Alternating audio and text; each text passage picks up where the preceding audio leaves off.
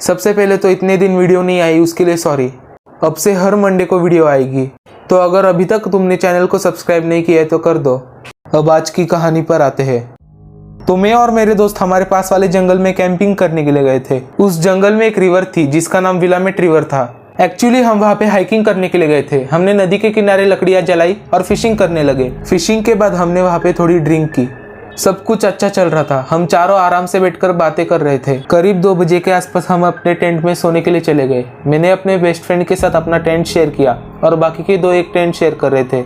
हम दोनों ने उन्हें हंसते हुए सुना। उनकी हंसी सुनते सुनते हम भी थोड़ा हंसने लगे, लेकिन उनकी हंसी हमें डिस्टर्ब कर रही थी, इसलिए हमने उन्हें चुप रहने को कहा। उनमें से एक ने कहा हमने तो कुछ नहीं किया। उसका जवाब सुनते ही मैंने ये रियलाइज किया कि ये हंसी बस एक ही इंसान की थी और वो हंसी मेरे दोस्तों में से किसी की भी नहीं थी। हालांकि मैंने ड्रिंक कर रखी थी, लेकिन मैं वो वियर्ड लाफ रियलाइज कर सकता था। वो बहुत ऑड था, इतनी रात में जंगल में इस तरह हंसना।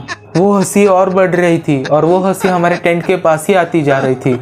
उस इंसान की वियर्ड लाफ सुन के मेरा फ्रेंड भी उठ गया। मैंने अपने फ्रेंड के फेस पर एक वरीड लुक देखा। तभी दूसरे टेंट में से आवाज़ आई कि हमें बहुत डर लग रहा है।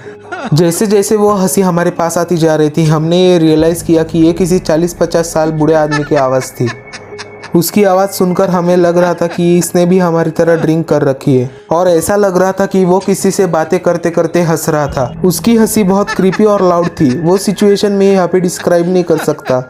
उस आदमी के कदम हमारे टेंट के कॉर्नर में आके रुके। हम चारों एकदम शांत हो गए और उस आदमी की हंसी सुनने लगे।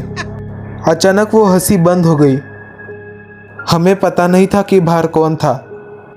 हम वहाँ से भाग भी नहीं सकते थे क्योंकि हमें लग रहा था कि उसके पास कोई हथियार होगा।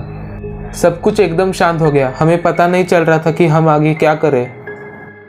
मैं और मेरा फ्रेंड एक दूसरे को देखने लगे।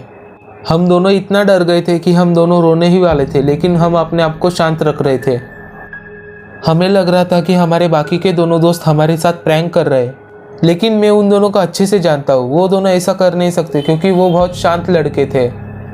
देखते ही देखते हमें हमारे टेंट के कपड़ा रगड़ने की आवाज़ आई।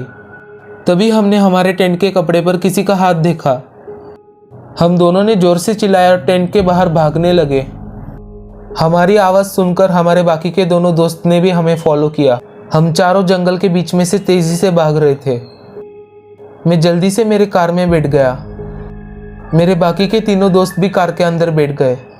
मैं उस वक्त इतना डर गया था कि मैं डोंट ड्रिंक एंड ड्राइव का रूल भूल गया और वहाँ से तेज़ी से गाड़ी भगाई।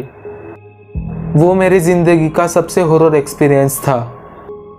मैं आज भी सोचता हूँ कि वो आदमी कौन था और अगर हम वहाँ से नहीं भागते तो हमारे साथ क्या होता।